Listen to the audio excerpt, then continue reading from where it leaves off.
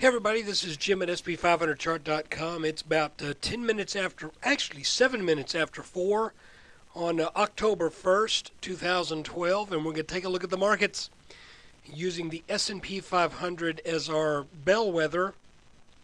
What is a bellwether? I don't know. I think I know what that word means. It means kind of as our overall indicator of market health. But before we do it, I need to remind you, as always, that the website and this video are for educational purposes only, and nothing stated at the site or in the video is intended to be used as investment advice. I can draw lines on charts, but you have to draw your own conclusions from your own research, and you need to make investment decisions that are suitable for your personal financial situation. And I add, also your personal emotional makeup. Some people are stone cold. Other people are very skittish. You need to learn who you are. You might not know. I would encourage you to find out. Anyway, and be objective now, okay?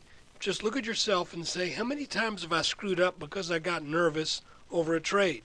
Or how many times did I screw up because I was too greedy in a trade? But even with that sage advice that you learn yourself, I'm still not a licensed financial professional. Just a guy that draws lines on charts. Let's take a look. Well, the S&P today started off really strong with a nice move of, at one point, all the way up to 1457. And that comes, that was what, about a 16 point gain on the day at one point. But then it started to sell back. And I want to show you where it basically found that resistance. And I have not made this up, but it found the resistance at the apex of this triangle. And that's not unusual. Matter of fact, that's fairly typical for a pullback to come back to an apex of a triangle, whether the breakout is to the upside or the downside. So I'm thinking now we need to continue. Really, nothing has changed.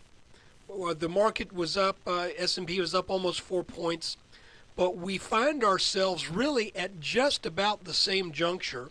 This thing that looked like it might have been a little head and shoulders continuation, that failed.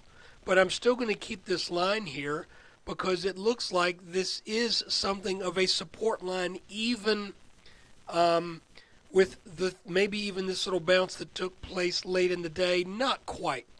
But why do apexes of these patterns have a tendency to be an area of technical significance? Well, because the apex represents sort of the center of mass of this pattern.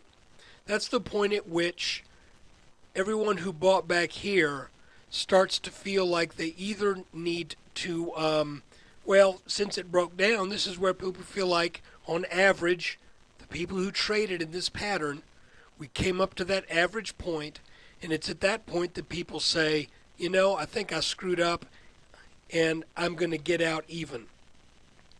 That's sort of one way to look at it. Another way to look at it is to say that everybody who covered up here and then saw it break down and then come back to the area where they covered, it could be that some people are saying, I'm going to short again. Okay? So, but this is a typical thing to have happen, and that is a return to that apex of this pattern. Now you can see that we're very near still the bottom of our rising channel. Let's look at it again. Some of these lines are going to get to. Let's just look at it on an hourly chart, because it's going to hold together a lot better here. There we go. So you can see that we are really just kind of forming a little pattern down here close to this lower support line. So really, what does that mean? I think it means that as we have been aware of for quite a while, I think this is still the line to watch. That lower support line in this rising channel is still the thing we need to keep our eyes on. If we come down to this and then bounce back up, that will be great. But if we come down to this and take it out, and then additionally we're to take out this line here, this light orange line, then I'm thinking that should be sending us back down to at least 1398, 1400. And if you want to go into more detail, you can look at the weekly review video. I talk a little bit about, well, actually, in the shortened version, I'm not sure I did. Had some problems with YouTube. But anyway, make a long story short, we should have some support right about here, potentially. But if that gets taken out, then our next support is going to be about 1398. If that gets taken out, then we extend this line. And if that gets taken out, then we start looking like we're going to head down here into the low 1300s. So guys, that's kind of the moral of the story right now. Same thing as before. Watch this green line. I think when that line breaks, that will likely be our tell that this upwards move is at least going to encounter an intermediate corrective trend. You can see we've come up all the way from the high 1200s to the mid-high 1400s. And it just looks to me like this is begging for a trip back down to test some support. And frankly, I would love for it to come back down to the low 1300s to down here, because there should be strong support in this area. So guys, that is the update for today, which is October 1st, 2012. I think I'm going to have to keep the videos a little bit less wordy because something was going on with YouTube over the weekend. I'm approved to upload a video of just about any length, but for some reason my long video would not upload.